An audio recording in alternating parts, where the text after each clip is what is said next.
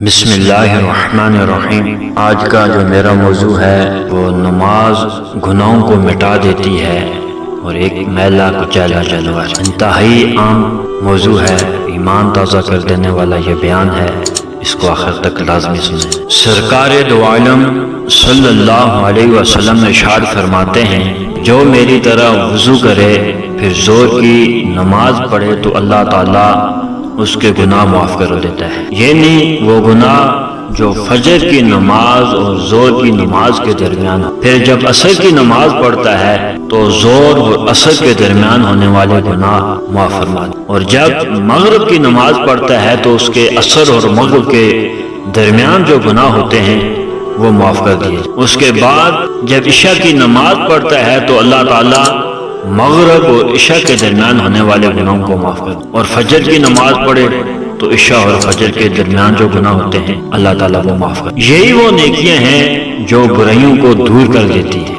ایک دفعہ حضرت عیسیٰ علیہ السلام دریا کے کنارے جا رہے تھے، آپ کی نظر ایک سفید نورانی جانور پر پڑی۔ دیکھتے کیا ہیں کہ وہ جانور دریا کے کچڑ میں لوٹ پوٹ ہو رہا ہے، جس کی وجہ سے اس کا بدن میلا ہو گیا۔ پھر وہ جانور وہاں سے نکل کر دریا میں نہاتا ہے، جس سے وہ پھر سفید ہو جاتا ہے۔ وہ جانور اس طرح سے 5 مرتبہ اس نے ایسا کیا تو حضرت عیسیٰ علیہ السلام جانور کی اس حرکت کو دیکھ کر متعجب ہوئے۔ تو حضرت جبرائیل علیہ السلام نے آپ کو متعجب دیکھ کر فرمایا کہ یہ جانور جو آپ نے دیکھا یہ امت محمدیہ صلی اللہ علیہ وسلم کے نمازیوں کی مثال ہے، اور یہ کچڑ ان کے گناہوں کی مثال، اور دریا ان نمازوں کی مثال ہے۔ اس کچڑ میں لوٹنا گناہوں کی مثال ہے۔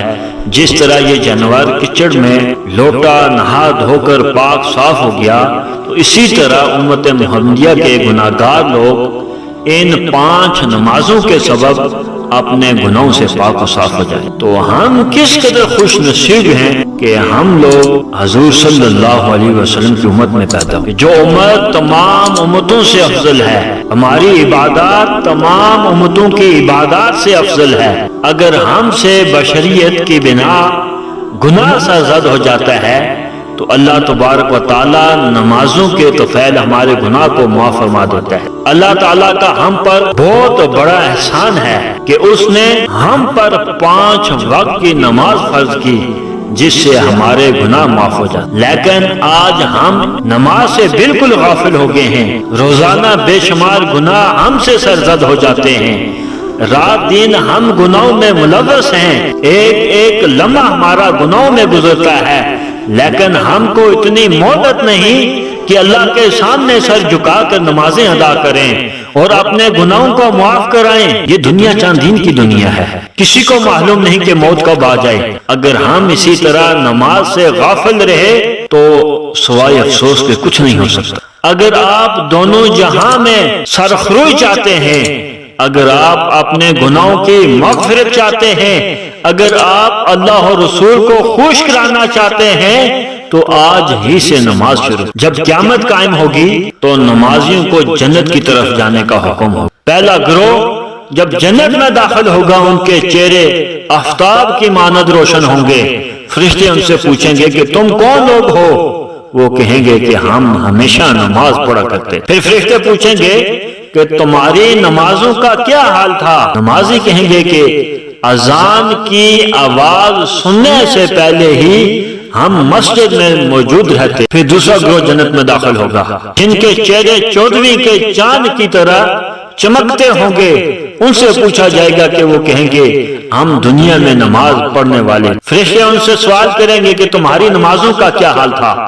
وہ کہیں گے ہم اذان سے پہلے وضو کر لیتے اور جب اذان سنتے تو فوراً مسجد میں حاضر ہو جاتے۔ تیسرا گروہ جنت میں داخل ہوگا، جن کے چہرے ستاروں کی طرح چمکتے ہوں گے۔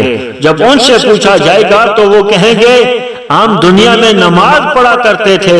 تو فرشتے پوچھیں گے کہ تمہاری نمازوں کا کیا حال تھا؟ وہ کہیں گے کہ ہم اذان سننے کے بعد وضو کیا کرتے تھے پھر مسجد میں آئے۔ تو اس لیے جہاں تک ممکن ہو سکے وقت ہوتے ہی نماز کے لیے وضو کر کے تیار ہو جانا چاہیے۔ حضور علیہ الصلوۃ والسلام کا ارشاد ہے آپ فرماتے ہیں کہ جب بندہ نماز کے لیے کھڑا ہوتا ہے تو اس کے لیے جنت کے دروازے کھول دیے جاتے ہیں، اس نمازی اور اللہ تعالیٰ کے درمیان جو حجابات ہوتے ہیں ہٹا لیے جاتے ہیں اور حوران جنت اس کا استقبال کرتی ہیں۔ معلوم ہوا کہ واقعی نماز قرب الہی کا ذریعہ ہے، نمازی جنت کے مہمان ہیں، حوران جنت اس نمازی کا استقبال کرتی ہے۔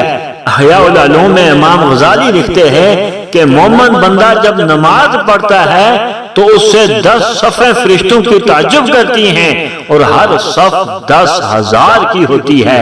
ان فرشتوں کی تعداد 1,00,000 ہے۔ اللہ تعالیٰ ان 1,00,000 فرشتوں کے سامنے اس نمازی بندے پر جو ہے فخر کرتا ہے۔ اس لیے ہمیں چاہیے کہ ہم اللہ تعالیٰ نے 5 نمازیں فرض کی ہیں، ہمیں وقت پر نماز پڑھنی چاہیے۔